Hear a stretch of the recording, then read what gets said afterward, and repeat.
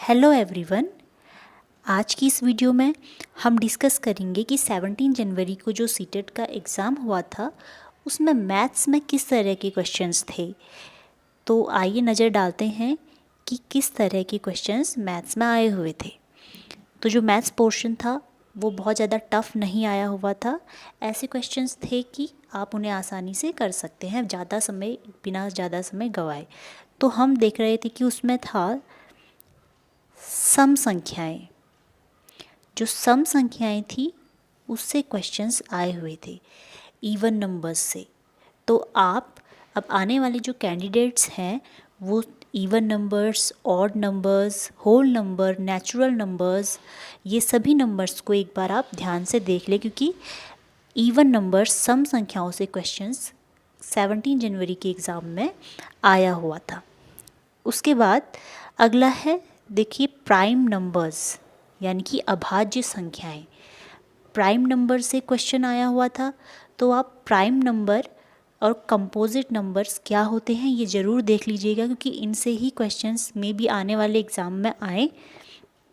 ये पूछा गया था कि 1 से लेके 100 तक का कितने प्राइम नंबर्स का युग्म पेयर आपको होगा। 1 से लेके 100 तक की जो संख्याएं होती हैं उनमें कितने अभाज्य संख्याओं के युग्म होंगे। तो इस तरीके का क्वेश्चन था। तो आप प्राइम नंबर के साथ साथ कंपोजिट नंबर भी देख लीजिएगा। उसके साथ साथ फ्रैक्शन से क्वेश्चन आए हुए थे कई सारे भिन्न से संबंधित कुछ ऐसे सवाल भी थे कि जैसे एक किसी क्लास का जिक्र था कि 20 लीटर दूध पूरी क्लास में डिस्ट्रीब्यूट करना है। एक बच्चे को 1/4 भाग दिया जा रहा है, तो पूरी क्लास में 20 लीटर दूध डिस्ट्रीब्यूट कर चुके हैं, तो उस क्लास में बच्चों की संख्या कितनी होगी। कुछ इस तरीके के क्वेश्चन थे फ्रैक्शंस के। और इसके अलावा भी इन्हीं से मिलते जुलते फ्रैक्शन के कुछ और भी क्वेश्चन थे। तो आप फ्रैक्शंस को अच्छे से देख लीजिए, आने वाले एग्ज़ाम्स के लिए भी फ्रैक्शंस बहुत इम्पोर्टेंट है। उसके बाद चाल बराबर दूरी बट्टे समय रखने वाला, यानी कि एवरेज स्पीड वगैरह पूछी गई थी कि कोई ट्रेन या किसी की स्पीड वगैरह दे के स्पीड निकालनी थी आपको चाल बराबर दूरी बट्टे समय को रखकर। इसके बाद आया था सबसे बड़ी और सबसे छोटी संख्याएं। बहुत ही एक सरल सा क्वेश्चन आया था कि 4 नंबर की जो सबसे बड़ी संख्या है और 4 नंबर की जो सबसे छोटी संख्या है उनका योग, या इस तरीके से कुछ क्वेश्चंस था।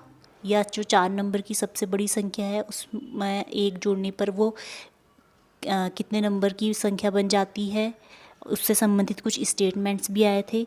तो सबसे बड़ी संख्या, सबसे छोटी संख्याएं 4 नंबर की, इस तरीके से 2 मार्क्स का क्वेश्चन इसी छोटी बड़ी संख्याओं से बना था। तो आप को पता ही होगा कि 9 अंक से हम सबसे बड़ी संख्या और 1 और 0 की मदद से हम सबसे छोटी संख्या बना लेते हैं।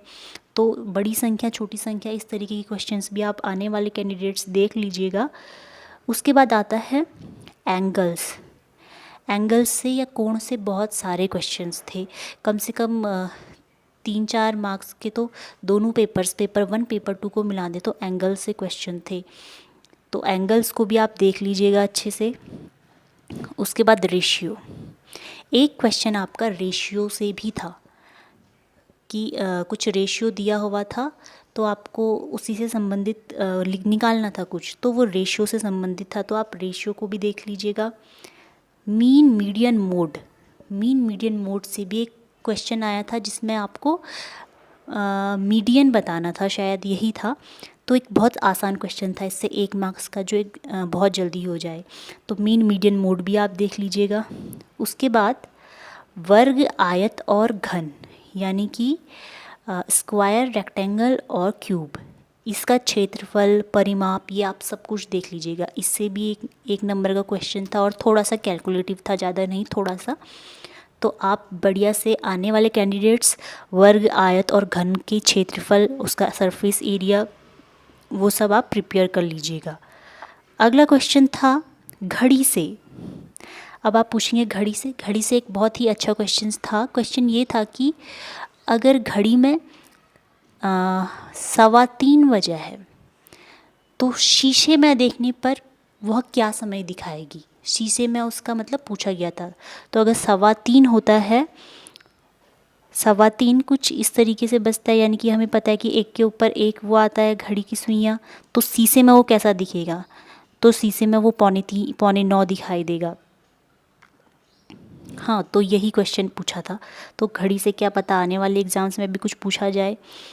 उसके बाद डिसकैलकुलिया से 1 नंबर का क्वेश्चन था कि अगर कोई बच्चा गणित के कैलकुलेशन नहीं कर पा रहा है ढंग से तो उसको कौन सी डिजीज़ है। तो डिसकैलकुलिया बहुत ही अच्छा 1 नंबर का क्वेश्चंस, जिसमें 1 नंबर बच्चे आसानी से ले आएंगे। उसके बाद जो क्वेश्चन था वो प्रोबेबिलिटी से था।